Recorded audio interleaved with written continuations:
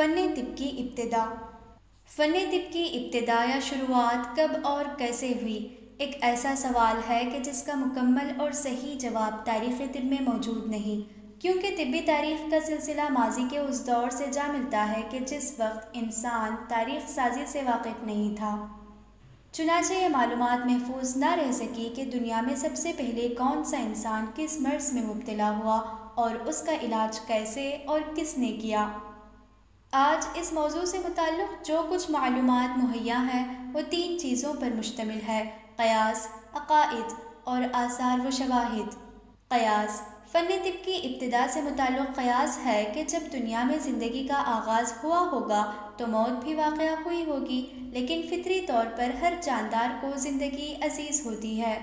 مشاہدے میں آتا ہے کہ انسان تو انسان، جانور بھی زندگی کی حفاظت یا موت سے بچاؤ کی قدرتی صلاحیت رکھتے ہیں۔ مثلاً چرندے بد ہضمی کی صورت میں چارہ نہیں کھاتے، کتا اپنا زخم کو چاٹ کر صاف رکھنے کی کوشش کرتا ہے، وغیرہ وغیرہ۔ حد یہ کہ بعض دواؤں کا استعمال اور علاج کے طریقے انسان نے جانوروں سے ہی سیکھے ہیں، جیسے سانپ کو سونف کے پودے سے آنکھیں رگڑتے دیکھ کر انسان نے جانا کہ سونف آنکھوں کے لیے مفید ہے۔ اسی طرح انسان نے حقنے کا عمل بگلے سے اور فسد کا عمل گینڈے سے سیکھا تھا۔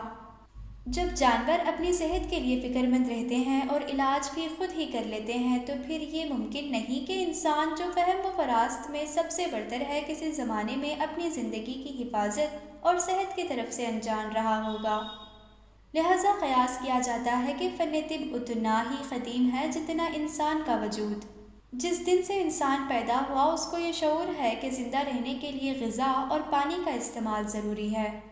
پھر تجربے نے اس کو سکھایا کہ کون سی چیز اس کی زندگی کے لیے فائدہ مند ہے اور کون سی چیز نقصان دہ، جیسے کہ انسان نے میدانوں کے مقابلے غاروں میں رہنا پسند کیا تاکہ خراب موسم اور جنگلی جانوروں سے حفاظت ممکن ہو۔ اسی طرح جب کوئی بیماری، درد، زخم، بخار، الٹی، دست وغیرہ کی صورت میں نمودار ہوئی ہوگی تو فطری تقاضے کے تحت جانے انجانے میں انسان نے اس کے علاج کی تدبیر ضرور کی ہوگی، چاہے آرام کے ذریعے، چاہے کھانا پینا چھوڑ کر، یا کسی جڑی بوٹی یا گھاس پھوس وغیرہ کا استعمال کر کے۔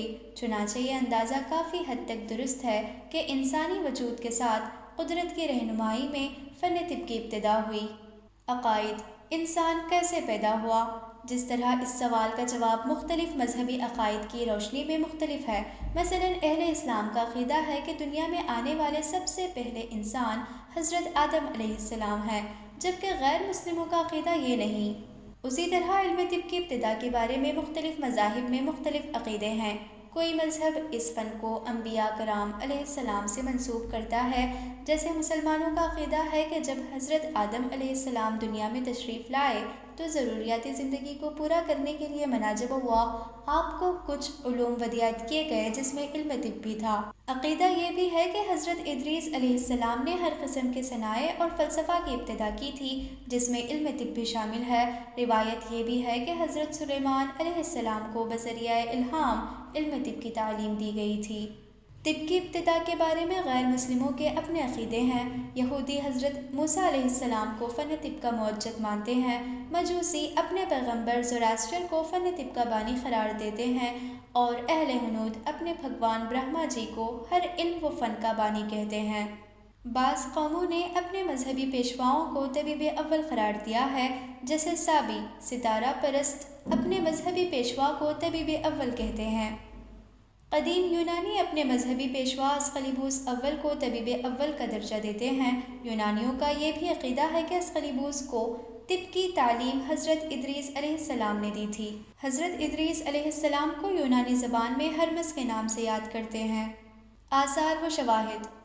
علم طب کی ابتدائی تاریخ معلوم کرنے کے لیے ضروری تھا کہ مرض کی ابتدا پر تحقیق کی جاتی، چنانچہ طبی اور ارضی تحقیق سے معلوم ہوا کہ اس دنیا میں وجود انسانی سے قبل مرضی جراثیم موجود تھے۔ سر آرتھر کیت کی تحقیق کے مطابق 30,000 سے زیادہ جراثیم کرۂ ارض پر موجود تھے، اسی لیے پتھر کے زمانے کے انسان میں جراثیم سے پیدا ہونے والے امراض ملتے ہیں۔ ہٹن ویبسٹر اپنی تالیف جادو میں لکھتا ہے کہ ابتدا میں جب انسان نے مرض کو جانا تو وہ سمجھا کہ کوئی خوفناک بلا اسے چمٹ گئی، اسی لیے طب کی ابتدا جادو سے ہوئی اور تعویذ، گنڈے، جھاڑ پھونک اور ٹونے ٹوٹکوں سے بیماریوں کا علاج کیا جاتا تھا۔ دنیا کی قدیم ترین قوموں کی تاریخ پر تحقیق سے بھی ویبسٹر کے اس بیان کی تصدیق ہوتی ہے کہ پرانے زمانے مطلب 3000 قبل مسیح میں جادو اور سحر کا بہت زور تھا۔ لوگ امراض کو بدروحوں کا سایہ سمجھتے تھے اور ان کے علاج کے لیے جادو اور دوسرے توہمات کا سہارا لیتے تھے۔ جب انسان نے محسوس کیا کہ صحت و مرض کے پیچھے کوئی طاقت کار فرما ہے تو دیوی دیوتاؤں کا تصور جنما اور ان کو پوجنے کا چلن شروع ہو گیا۔ چنانچہ صحت و مرض کے دیوی دیوتا بھی وجود میں آ گئے اور ان کے پجاریوں نے طبیب کے فرائض انجام دینا شروع کر دیے۔ لیکن علمی و فنی نقطۂ نظر سے صحت و مرض کی بحث 500 قبل مسیح سے شروع ہوئی، جس کا صحرا عظیم یونانی فلسفی بقراط کے سر ہے۔ بقراط نے باقاعدہ انسانی بدن کی ساخت و ترکیب، افعال و خواص اور صحت و مرض سے متعلق نظریات قائم کیے اور علم طب کو بحیثیت ایک فن کا درجہ دیا۔ اسی لیے بقراط کو اب الطب، فادر آف میڈیسن کے لقب سے یاد کیا جاتا ہے۔